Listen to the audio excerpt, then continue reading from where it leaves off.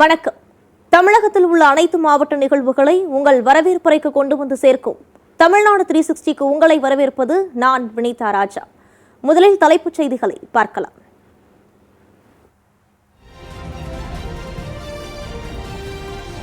மேட்டூர் அணையிலிருந்து டெல்டா பாசனத்திற்கு நீர் திறப்பு அதிகரிப்பு.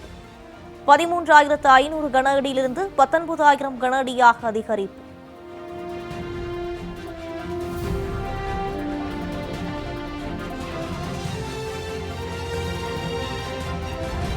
தரங்கம்பாடி அருகே நிலக்கடலை பயிர்களை சேதப்படுத்தும் மயில்கள்.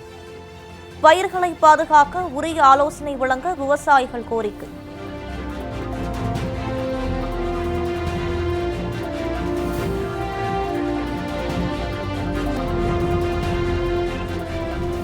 செல்போன் சிக்னல் இன்றி தனித்தீவாக மாறிப்போன கிராமங்கள். கிராம மக்களின் அவஸ்தையை விளக்கும் சிறப்பு தொகுப்பு.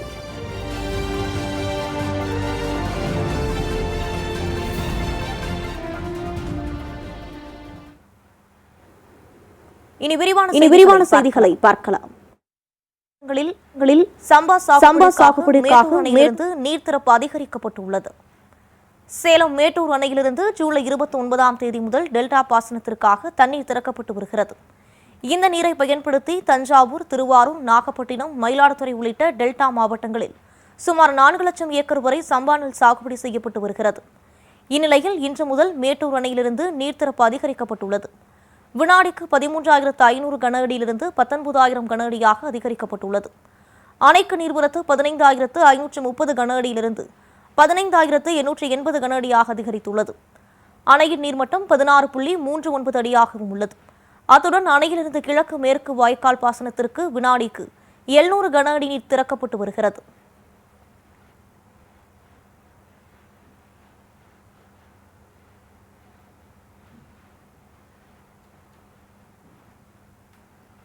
நீலகிரியில் பச்சை தேயிலைக்கு மாதாந்திர விலையாக கிலோ ஒன்றுக்கு 18 ரூபாய் 72 காசுகள் நிர்ணயம் செய்யப்பட்டுள்ளது. நீலகிரி மாவட்டத்தில் 65,000க்கும் மேற்பட்ட சிறு குறு விவசாயிகள் தேயிலை சாகுபடியில் ஈடுபட்டு வருகின்றனர். தோட்டங்களில் பறிக்கப்படும் பச்சை தேயிலையை தனியார் தேயிலை தொழிற்சாலை மற்றும் கூட்டுறவு தேயிலை தொழிற்சாலைகளுக்கு விநியோகித்து வருகின்றனர். இதற்கான விலை நிர்ணயத்தை தேயிலை வாரியம் மாத துவக்கத்தில் வெளியிடுவது வழக்கம். அதன்படி இந்த மாதத்திற்கான விலையாக கிலோ ஒன்றுக்கு 18 ரூபாய் 72 காசுகள் விலை நிர்ணயம் செய்யப்பட்டுள்ளது. இந்த விலையை உரிய முறையில் வழங்க வேண்டும் என்றும் இதனை தேயிலை வாரியத்தால் அமைக்கப்பட்டுள்ள குழு கண்காணிக்கும் எனவும் தேயிலை வாரிய செய்திக்குறிப்பில் தெரிவிக்கப்பட்டுள்ளது.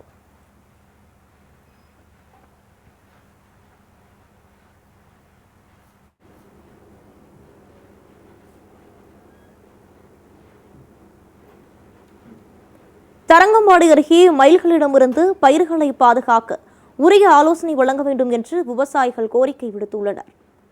மயிலாடுதுறை மாவட்டம் தரங்கம்பாடி பகுதியில் மயில்களை பார்ப்பது அரிதாக இருந்து வந்த நிலையில் தற்போது மயில்களின் வருகை அதிகரித்துள்ளது.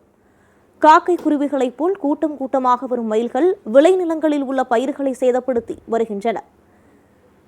சிங்கனோடை, அனந்தமங்கலம், ஆனைக்கோயில் உள்ளிட்ட பகுதிகளில் சுமார் 500 ஏக்கருக்கு மேலாக நிலக்கடலை சாகுபடி செய்யப்பட்டுள்ளது. இங்கு கூட்டம் கூட்டமாக வரும் மயில்கள் மண்ணுக்கு அடியில் உள்ள நிலக்கடலை பிஞ்சுகளை கொத்தி தின்று அதிக அளவு சேதப்படுத்தி வருகிறது. இதனால் பாதிக்கப்பட்டுள்ள விவசாயிகள் மயில்களை விரட்ட உரிய ஆலோசனை வழங்க வேண்டும் என்று கோரிக்கை விடுத்துள்ளனர்.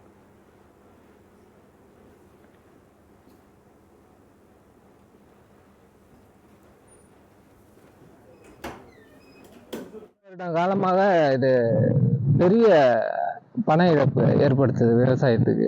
இதனால நாங்க தாசில்தார் மனு கொடுத்துருக்கோம், வனத்துறையில மனு கொடுத்துருக்கோம். இதனால எந்த கட்டுப்படுத்துறதுக்கு உண்டான நடவடிக்கை இது வரைக்கும் யாரும் எடுக்கல. இதனால விவசாயிகள் பெரிய நஷ்டத்துக்கு ஆளாயிருக்காங்க. 100 மைல் கிட்ட நம்ம சரௌண்டிங்ல இருக்கு. அந்த 100 மைல் அந்த வேர்க்கல்லையை நோண்டி வேர்க்கல்லையில பிரிச்சு எடுத்துறது இல்லாம நம்ம விவசாயிகளுக்கு பெரிய பாதிப்பை உண்டாக்கிட்டு இருக்கு. விவசாயிகளோட நிலைமை ரொம்ப மோசடியா இருக்கு. அதனால இது வனத்துறையோ இல்ல நம்ம தமிழக அரசோ உடனே இந்த மயிலை கண்ட்ரோல் பண்றதுக்கு ஒரு நல்ல நடவடிக்கை எடுத்தாங்க விவசாயிகளோட வாழ்வாதாரம் நல்ல முறையில இருக்குங்கிறது. தென்காசி அருகே பொதுமக்களை அச்சுறுத்தி வரும் சிறுத்தையை பிடிக்க வனத்துறையினர் கூண்டு அமைத்த நிலையில் சிறுத்தை கூண்டுக்குள் சிக்காமல் ஆட்டம் காட்டி வருகிறது. தென்காசி மாவட்டம் மேக்கரை பகுதியில் பொதுமக்களை அச்சுறுத்தி வரும் சிறுத்தையை பிடிக்க வனத்துறையினர் தீவிர முயற்சி மேற்கொண்டு வருகின்றனர்.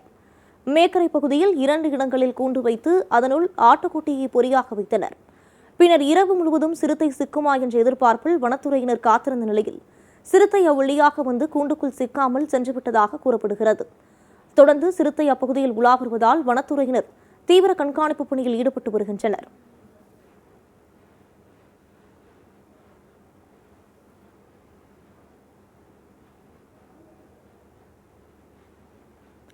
திரைப்படத்தில் வருவது போன்று செல்போன் சிக்னலுக்காக மரத்தின் மீதும் உயர்ந்த கட்டடங்கள் மீதும் ஏறி காட்சி நிஜத்திலும் அரங்கேறி வருகிறது.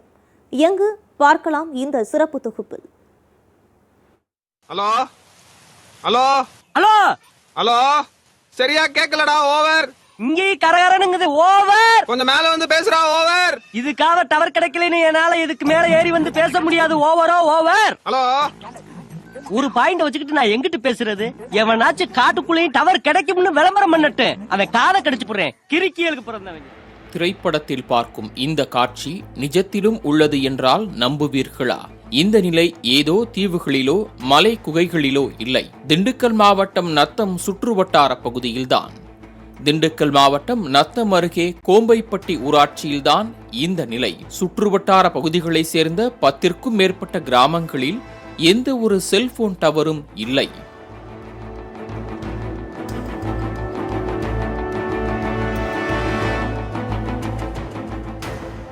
செல்போன் இல்லையென்றால் வாழவே முடியாதா என்ற எண்ணம் தோன்றலாம். ஆனால் உலகமே டிஜிட்டல் மயமான நிலையில் செல்போன் இன்றி வாழவே முடியாது என்பதுதான் நிதர்சனமான உண்மை. இப்போதெல்லாம் நம்மை யார் என்று அடையாளம் காட்டுவதற்கே மெயில் ஐடி தேவைப்படுகிறது. செல்போனும் இணையதள சேவையும் இல்லை என்றால் நாம் உயிரோடு இருக்கிறோம் என்பதை கூட நிரூபிக்க முடியாத நிலையில் இன்று உலகம் சென்றுவிட்டது. இப்படிப்பட்ட உலகில் தகவல் தொடர்பு இல்லாத கிராமங்கள் தனித்தீவாகவே மாறிவிடுகின்றன. அப்படித்தான் திண்டுக்கல் மாவட்டம் நத்தம் அருகே உள்ள 10 கிராமங்கள் தனித்தீவாகவே மாறிவிட்டன. கோம்பைப்பட்டி ஊராட்சிக்கு உட்பட்ட மலைப்பட்டி, கோம்பைப்பட்டி, பெருமாள் கோயில்பட்டி, களத்து வீடு, பாப்பம்பட்டி உட்பட 10ற்கும் மேற்பட்ட கிராமங்களில் 1500க்கும் மேற்பட்ட மக்கள் வசித்து வருகின்றனர். இந்த கிராமங்களில் பெயருக்கு கூட ஒரு செல்போன் டவர் கிடையாது. இதனால் மாணவ மாணவியர் செல்போன் இல்லாததால் படிப்பு, வேலைவாய்ப்பு, போட்டித் தேர்வு போன்றவற்றில் பங்கேற்க முடியாமல் தவித்து வருகின்றனர். செல்போன் சிக்னலுக்காக மரங்கள் மீதும் உயரமான கட்டடங்கள் மீதும் ஏற வேண்டிய நிலையே இன்றளவும் உள்ளது. நாங்கள் படித்து முடிச்சுட்டு இங்கே வெளில இருந்து தங்கி படித்தேன். அங்கே எனக்கு ஆன்லைன் கிளாஸுக்கு எந்த பிரச்சனையுமே இல்லை. அதுக்கப்புறம் நான் என் சொந்த ஊருக்கு எல்லாம் முடிச்சுட்டு வந்துட்டேன். அடுத்து கவர்மெண்ட் வேலைக்கு ப்ரிப்பேர் ஆகிட்டு இருக்கேன். எக்ஸாம் எழுதிட்டு எனக்கு ஏதோ ஒரு ஆன்லைனில் அனுப்புகிறாங்க வைக்கிறாங்கன்னா ரொம்ப கஷ்டமாக இருக்குது. இந்த மாதிரி பாறை, இந்த புளிய மரம், இந்த மாதிரி குட்டுகளுக்கு தான் போகிற மாதிரி இருக்குது. 1 கிலோமீட்டர் 2 கிலோமீட்டர் தள்ளி போகிற மாதிரி இருக்குது. எங்களுக்கு ரொம்ப கஷ்டமாக இருக்குது. எங்களுக்கு இந்த கவர்மெண்ட்லேருந்து இந்த ஒரு உதவி செஞ்சாங்கன்னா ரொம்ப ஹெல்ப்ஃபுல்லாக இருக்கும். இல்லை எங்களுக்கு மற்றபடி மேலே எங்களுக்கு எல்லா வசதியும் இருக்குது. பஸ் வசதி, இந்த வசதி 2 வசதி தான் சார் இல்லை. ஏதோ ஒரு எமர்ஜென்சினாலும் நாங்கள் 1 கிலோமீட்டர் 1.5 கிலோமீட்டர் தள்ளி தான் போக வேண்டியதாக இருக்குது. எங்களுக்கு இந்த டவர் மட்டும் கண்டிப்பாக எங்களுக்கு வேணும் சார். இதை முதலமைச்சர்கள்ட்ட ரொம்ப வேண்டி விரும்பி கேட்டுக்கிறோம் சார். எங்களுக்கு வளர்ந்து வரும் நவீன உலகில் தகவல் தொடர்பில் 4G, 5G என விரைவான வளர்ச்சி அடைந்து வியாபாரம், பணப்பரிமாற்றம், ஆன்லைன் வகுப்பு என அறிவியல் வளர்ச்சியில் தகவல் தொடர்பின் அத்தனை பயனையும் மக்கள் அனுபவித்து வருகின்றனர். ஆனால் இந்த கிராம மக்களுக்கு வேலை வாய்ப்பு, வெளிநாடு செல்லும் வாய்ப்பு பறிபோவதுடன் திருமணத்திற்கு பெண் கூட தர மறுப்பதாக கிராம மக்கள் வேதனை தெரிவிக்கின்றனர். ஒரு மரத்தில் ஏறி பேசணும் இல்லை அப்படின்னு சொன்னாக்க நாங்கள் ஒரு 5 கிலோமீட்டர் 4 கிலோமீட்டர் வந்துதான் டவர் கிடைக்கிறதுக்கு பேசிட்டு போகணும் அப்படிங்கக்கூடிய ஒரு நிலைமையாக இருக்குது. இது தவிர ஒரு பொண்ணு கொடுக்கணும் அப்படின்னா கூட இந்த ஊரில் இந்த மலையடிவார கிராமங்களில் எல்லா ஊர்கள்லையும் ஒரு பொண்ணு கொடுக்கணுனாலே மலைக்கிறாங்க. ஏன் மலைக்கிறாங்க அப்படின்னு சொன்னால் அந்த பிள்ளை என்ன நிலைமையில இருக்குது அப்படிங்கிற ஒரு விஷயத்த இன்னைக்கு கம்ப்யூட்டர் காலம் வளர்ந்து வந்துருச்சு. வளர்ந்து வந்த சூழ்நிலையில் ஒரு பொம்பளை பிள்ளைகிட்ட ஒரு பேசணும்னா கூட ஒரு வழியும் இல்லை. எப்படியே இருந்தால் வச்சோம். இப்போ போன் டவர் கிடைக்கல. இப்படி ஊரில் பொண்ணை கொடுத்து என்ன செய்யறது அப்படின்னு யோசிச்சுக்கிட்டு பொண்ணு கொடுக்கறதுக்கு மலைக்கிறாங்க. இது மட்டுமா? ஏதாவது விபத்து மற்றும் அவசர தேவை என்றால் கூட 108 ஆம்புலன்ஸை அழைப்பதற்கு கூட சுமார் 2-3 கிலோமீட்டர் தூரம் போனால்தான் சிக்னலே கிடைக்கிறதா? இணையதள வசதி இல்லாததால் இந்த 10ற்கும் மேற்பட்ட கிராம மக்கள் சுமார் 30 ஆண்டுகள் பின்தங்கிய நிலையிலேயே உள்ளனர். அனைத்தையும் டிஜிட்டல் மயமாக்கும் மத்திய மாநில அரசுகள் நாட்டில் உள்ள அத்தனை மக்களுக்கும் இணையதள வசதி கிடைத்துள்ளதா என்பதை உறுதி செய்ய வேண்டியது காலத்தின் கட்டாயம். Cellphone tower அமைக்கப்படுமா? தனித்தீவாக உள்ள இந்த கிராமங்கள் சமூக வலைதளங்களுடன் இணைக்கப்படுமா என்பதை பொறுத்திருந்துதான் பார்க்க வேண்டும். மாலை முரசு செய்திகளுக்காக நத்தம் செய்தியாளர் வசந்த் சித்தார்த்தன். திருவண்ணாமலையில் சுற்றுச்சூழலுக்கு பாதிப்பை ஏற்படுத்தாத வகையில் முற்றிலும் இயற்கை முறையில் விநாயகர் சிலைகள் தயாரிக்கப்பட்டு வருகிறது. வருகிற 7ஆம் தேதி விநாயகர் சதுர்த்தி விழா நாடு முழுவதும் கொண்டாடப்பட உள்ளது. இதனையொட்டி திருவண்ணாமலை மாவட்டம் வேங்கிக்கால் பகுதியில் விநாயகர் சிலைகள் தயாரிக்கும் பணி தீவிரமாக நடைபெற்று வருகிறது. இங்கு தயாரிக்கப்படும் விநாயகர் சிலைகள் சுற்றுச்சூழலுக்கு பாதிப்பை ஏற்படுத்தாத வகையிலும் முற்றிலும் இயற்கை முறையில் தயாரிக்கப்பட்டு வருகிறது. மரவள்ளி கிழங்கு, காகிதக்கூழ், வாட்டர் பெயின் மூலம் சிலைகள் தயாரிக்கப்படுகின்றன. இங்கு 2 அடி முதல் 10 அடி வரை உயரமுள்ள விநாயகர் சிலைகள் தயார் செய்யப்பட்டுள்ளன. அத்துடன் சுற்றுச்சூழலை பாதுகாக்கும் வகையில் மர விதைகளை சிலைகளுக்கு உள்ளே வைத்து விநாயகர் சிலைகள் தயார் செய்யப்பட்டுள்ளது என்பது குறிப்பிடத்தக்கது.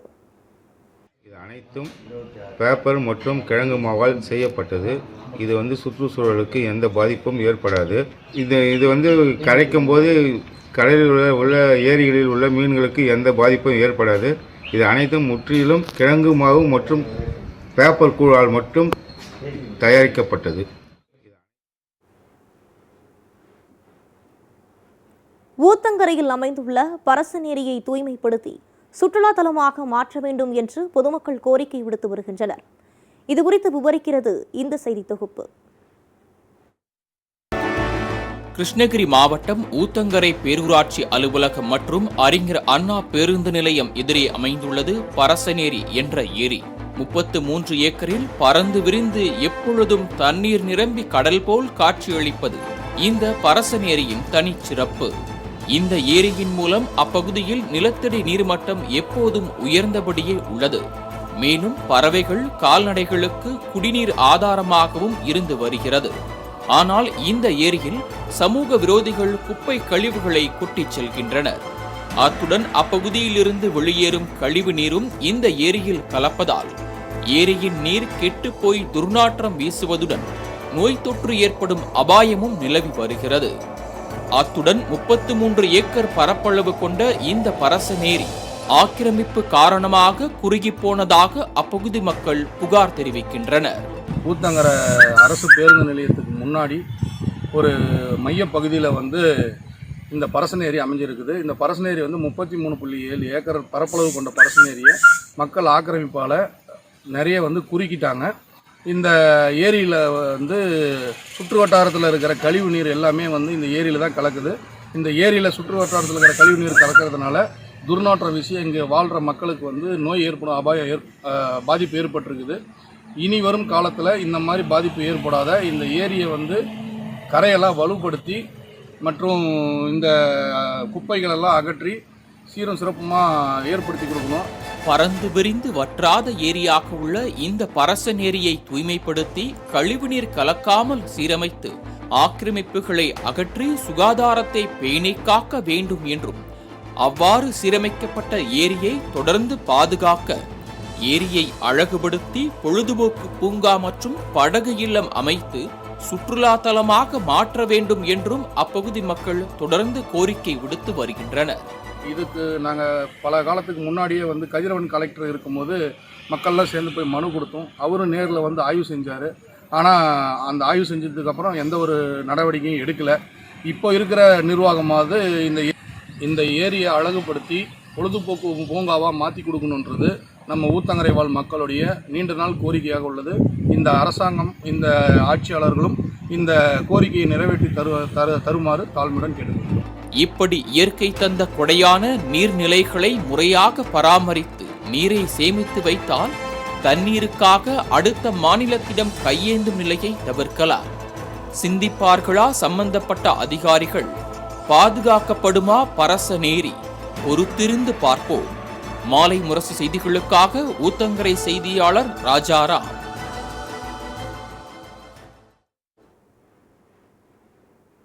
அடுத்து உங்கள் ஊர் நிகழ்வுகளை விரைவாக வழங்க வருகிறது உள்ளூர் எக்ஸ்பிரஸ்.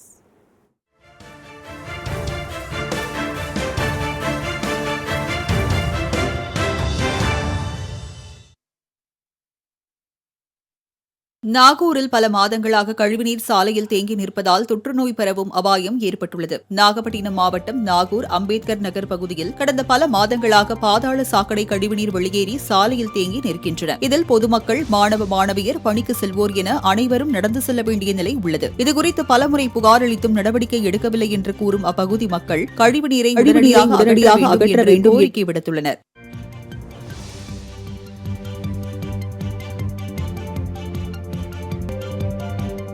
விராலிமலை வட்டாட்சியர் அலுவலகத்தில் தெருநாய்கள் முகாமிட்டுள்ளதால் மக்கள் அச்சமடைந்துள்ளனர். புதுக்கோட்டை மாவட்டம் விராலிமலை பகுதியில் கடந்த சில மாதங்களாக தெருநாய்கள் சாலை ஓரங்கள் மற்றும் அரசு அலுவலகங்களில் முகாமிட்டிருந்தன. இதுகுறித்து நமது மாலை முரசு தொலைக்காட்சியில் செய்தி வெளியானது. அதன் பின்னர் தெருநாய்கள் பிடிக்கப்பட்டன. இந்நிலையில் தற்போது மீண்டும் தெருநாய்களின் ஆதிக்கம் அதிகரித்து வருகிறது.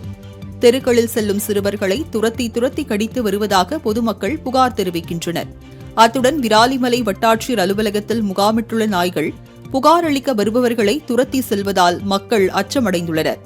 எனவே நாய்களை பிடிக்க வேண்டும் என கோரிக்கை விடுத்துள்ளனர்.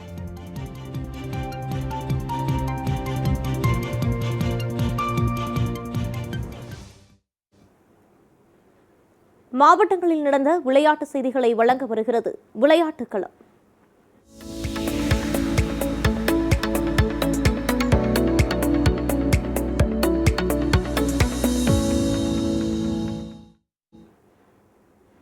தென்னிந்திய அளவிலான ரோல்பால் ஸ்கேட்டிங் போட்டியில் வெற்றி பெற்ற தமிழ்நாடு அணிக்கு திண்டுக்கல்லில் பாராட்டு விழா நடைபெற்றது.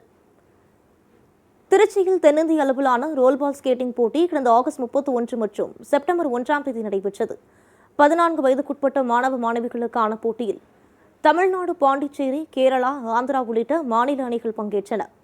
ஆண்கள் மற்றும் பெண்கள் என இரு பிரிவுகளின் கீழ் நடைபெற்ற போட்டியில் இரு பிரிவிலும் தமிழ்நாடு அணி வெற்றி பெற்று தங்கப்பதக்கத்தை தட்டிச் சென்றது. இந்நிலையில் வெற்றி பெற்ற மாணவ மாணவியருக்கு திண்டுக்கல் மாவட்டம் சின்னாளப்பட்டி ராஜன் விளையாட்டு அரங்கில் மாவட்ட ரோல்பால் சங்க செயலாளர் மற்றும் பயிற்சியாளர் பிரேம்நாத் தலைமையில் பாராட்டு விழா நடைபெற்றது. வெற்றி பெற்ற மாணவர்களுக்கு நினைவு பரிசு மற்றும் சான்றிதழ் வழங்கப்பட்டன.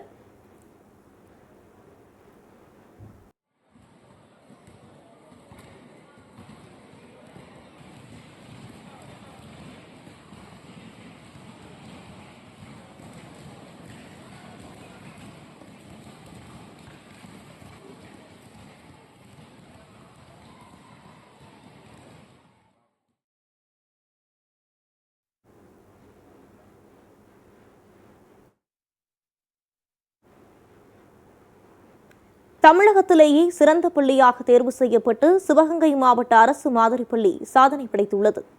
இப்பள்ளியின் சிறப்புகள் என்ன, சாதனைகள் என்ன பார்க்கலாம் இந்த செய்தி தொகுப்பில். சிறந்த மாணவர்களை உருவாக்குவதன் மூலம் ஒரு சிறந்த சமுதாயத்தை உருவாக்கி வருவது பள்ளிகள் என்றால் அது மிக இல்லை. அடுத்த தலைமுறையினரை சிறந்த பண்பாளர்களாகவும் படைப்பாளிகளாகவும் படிப்பாளிகளாகவும் உருவாக்குவது பள்ளிகளை.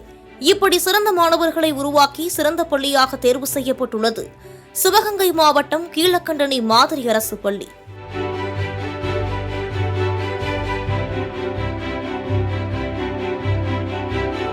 தமிழ்நாடு முழுவதும் ஒவ்வொரு மாவட்டத்திலும் ஒரு மாதிரி பள்ளியை அமைத்து செயல்படுத்தி வருகிறது தமிழ்நாடு அரசு. சென்னையில் மட்டும் 2 பள்ளிகள் என தமிழ்நாடு முழுவதும் 39 மாதிரி பள்ளிகள் செயல்பட்டு வருகின்றன. அதன்படி சிவகங்கை மாவட்டம் கீழக்கண்டனி பகுதியில் அரசு மாதிரி பள்ளி செயல்பட்டு வருகிறது. இங்கு 11ஆம் வகுப்பு மற்றும் 12ஆம் வகுப்புகளில் 248 மாணவ மாணவிகள் பயின்று வருகின்றனர். இவர்களுக்கு உணவுடன் கூடிய தங்கும் வசதி செய்து கொடுக்கப்பட்டுள்ளது. வகுப்பு அறைகளில் நவீன வசதியுடன் கூடிய ஸ்மார்ட் போர்ட், அதிவேக இன்டர்நெட் வசதி, மாணவர்களுக்கு ஏற்ற இருக்கைகள், கண்காணிப்பு கேமராக்கள், நல்ல உணவுக்கூடம் போன்றவற்றை அரசு அமைத்துக் கொடுத்துள்ளது. அத்துடன் இப்பள்ளிகளில் பாடம் நடத்தும் ஆசிரியர்களுக்கு அரசு தனி பயிற்சி அளித்து வருகிறது. காலை மற்றும் மாலை என 2 நேரமும் வகுப்பு நடத்துவதென்றால் இதற்காக அந்த ஆசிரியர் 2 மணி நேரம் தனி பயிற்சி மேற்கொள்ள வேண்டியுள்ளது.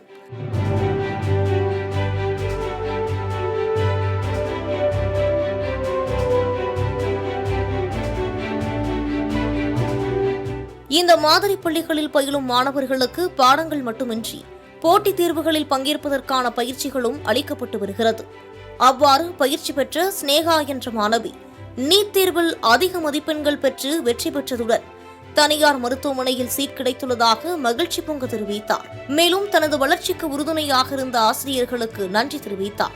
அதுக்கு மாதிரி கோச்சிங் தருவாங்கன்னு சொன்னாங்க. அதனாடி நான் இங்கே வந்து 11th 12th வந்து இந்த சிவகங்கை மாடல் ஸ்கூலில் தான் படித்தேன்.